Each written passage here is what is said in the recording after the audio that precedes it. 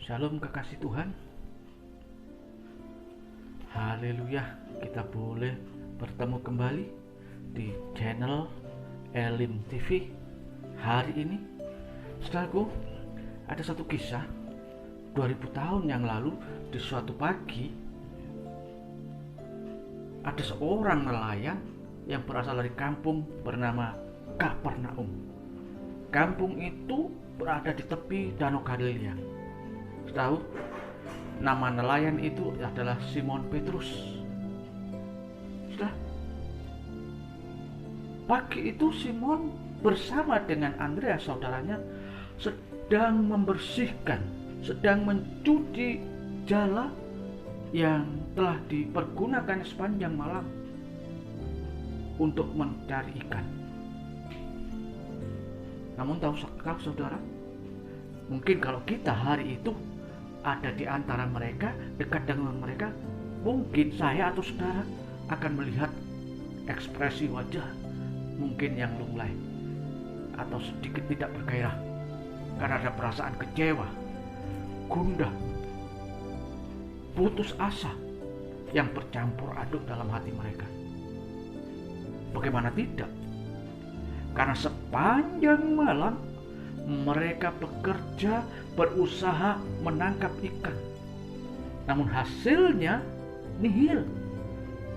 Sepanjang malam mereka tidak mendapatkan apa-apa. Aku pupus sudah harapan mereka untuk mendapatkan hasil, untuk membahagiakan keluarga, membahagiakan anak dan istri dengan membawa hasil tangkapan ikan yang banyak. Harapan itu pupus. Sementara istri dan anak-anak mereka, anak-anak dan istri dari Simon maupun saudaranya Andreas menunggu di rumah. Pagi hari itu, sementara di dekat mereka, bahkan ada tokoh yang tinggal di desa itu, tokoh besar, tokoh hebat. Nama tokoh itu Yesus. Ia hidup di antara mereka. Ia tinggal di Kapernaum juga. Dan pagi hari itu, ketika Simon Petrus dan Andreas bersama kawan-kawan mereka sedang berada di tepi pantai mencuci, membersihkan jala dengan perasaan sedih, gundah, putus asa dan sebagainya, sang tokoh ini, Yesus, sedang duduk di perahu Simon seraya mengajarkan firman Allah kepada banyak orang. Setelah Yesus selesai mengajarkan firman Allah kepada banyak orang yang sedang mengerumuni dia, Yesus berkata kepada Simon, "Simon, naik dan hela perahumu sedikit ke tengah. Dayung perahumu ke tempat yang lebih dalam." Dan kemudian Yesus berkata lagi kepada Simon, "Simon, tebarkan jalamu." Tentunya untuk menangkap ikan. Saudara kekasih Tuhan, seandainya saat itu saudara yang menjadi Simon,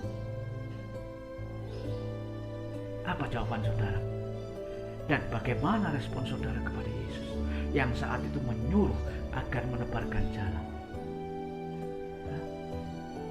Mungkin ada gerutu, orang ini gak ngerti.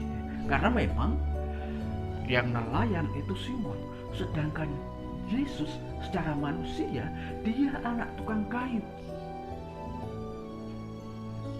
Saya tidak tahu apa yang sedang berkecamuk di dalam hati Simon ketika Yesus berkata, "Tebarkan jalamu." Tetapi yang saya bayangkan hari itu, seandainya saya ada di perahu itu menyaksikan bahwa Simon dengan berat hati dan berputus asa menaati perintah sang guru. Kemudian Simon menebarkan jalannya. Sekalipun tanpa gairah, dia tebarkan juga jalannya. Karena perasaan kecewa sepanjang malam.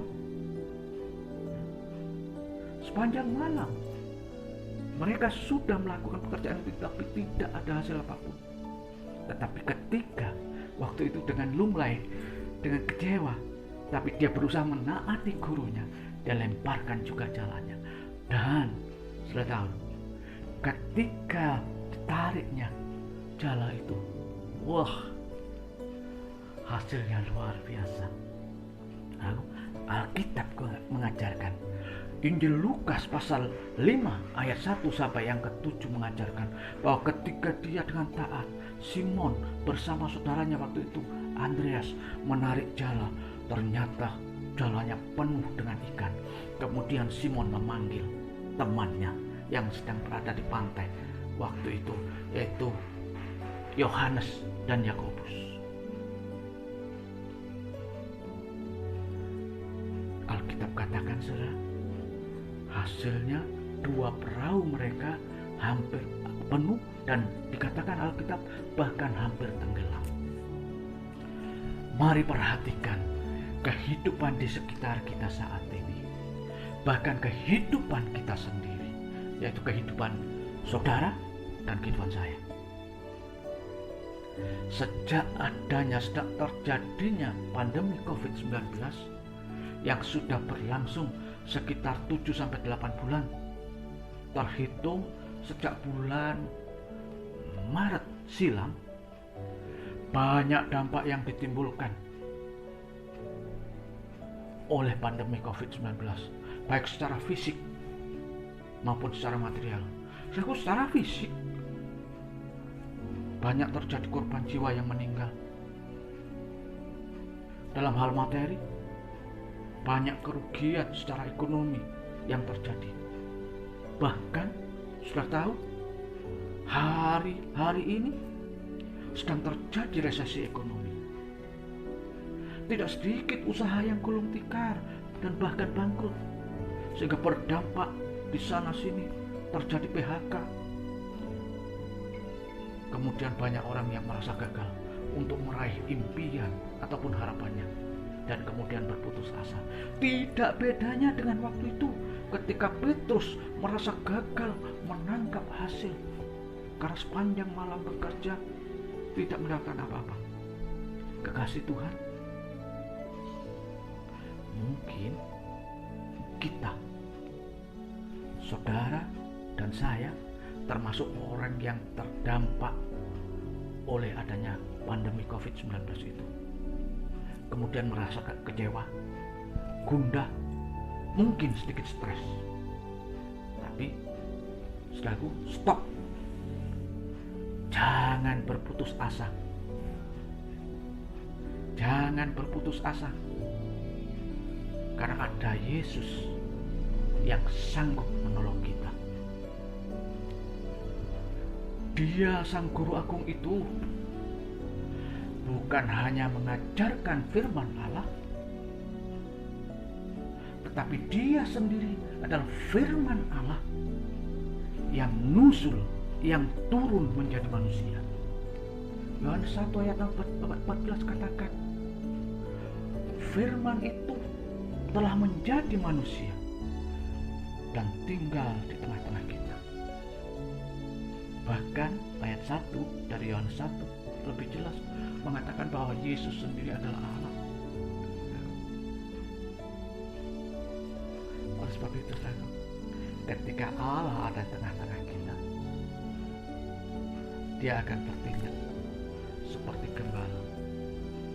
Dan sudah tahu, ketika firman sudah disampaikan, firman itu menjadi manusia dan ada di tengah-tengah kita, maka firman itu tidak pernah gagal melakukan pekerjaan. Sama seperti waktu itu, ketika sang firman yang hidup menjadi Yesus yang mereka panggil guru itu berkata kepada Petrus, tebarkan jalamu, firman itu tidak gagal dan Petrus mendapatkan hasil yang begitu banyak. Yesaya 55 ayat 11 berkata, demikianlah firmanku yang keluar dari mulutku, ia tidak akan kembali kepadaku dengan sia-sia, tetapi ia akan melaksanakan apa yang ku kehendaki dan akan berhasil dalam apa yang kusuruhkan kepadanya. Allah, sang firman itu tidak pernah gagal.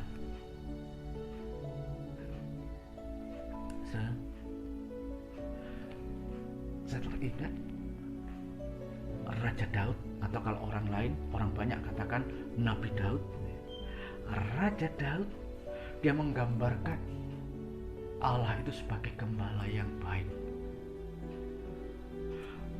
Dalam Mazmur 23 ayat 1-4, Daud katakan begini, Tuhan adalah gembalaku, takkan kekurangan aku. Ia membaringkan aku di padang yang berumput hijau. Ia membimbing aku ke air yang tenang. Ia menyegarkan jiwaku. Ia menuntun aku di jalan yang benar oleh karena namanya yang hebat itu. Sekalipun aku berjalan dalam lembah kekelaman, aku tidak takut bahaya. Sebab Engkau besertaku, gadamu dan tongkatmu, itulah yang menghibur aku. Itu kata Raja Daud. Itu pengakuan Daud.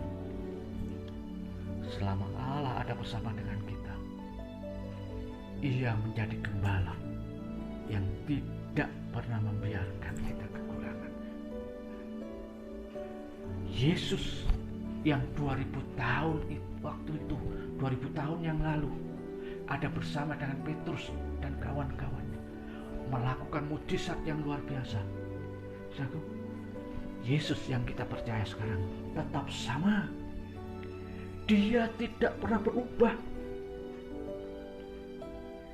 Ibrani 13 ayat yang ke-8 berkata seperti ini, Yesus Kristus tetap sama, baik kemarin, hari ini, dan selama-lamanya. Ia tetap sama. 2000 tahun yang lalu, Yesus telah menolong Simon Petrus dengan hasil tangkapan ikan yang melimpah, karena Simon mau mendengar dan melakukan perintahnya. Sekalipun waktu itu dia sedang gundah, tapi dia mendengar firman Tuhan dan melakukannya. Saudaraku, kekasih Tuhan, hari ini Dia, Yesus yang sama, juga sanggup menolong saudara dan saya. Karena itu mari dengarkan perintahnya dan lakukan dengan taat. Dia tidak akan membiarkan kita berputus asa.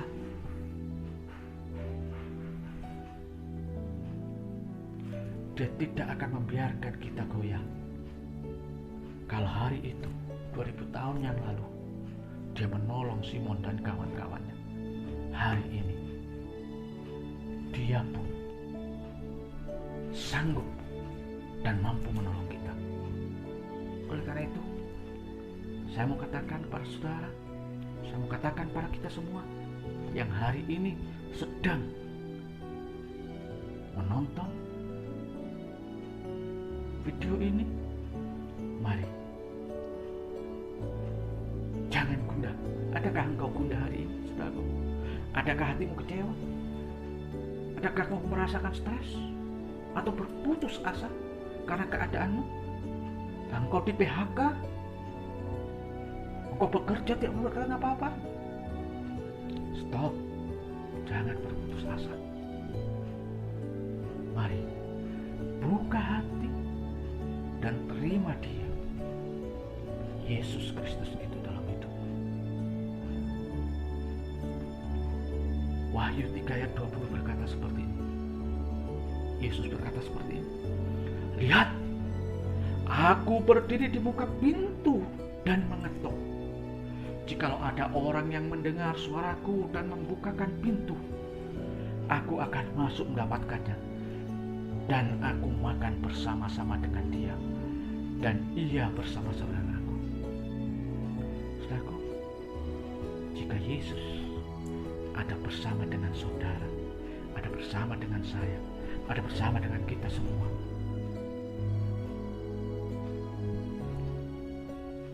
bahkan kalau Dia ada menguasai hidup saudara, maka Dia akan membebaskan, akan menolong saudara dan saya.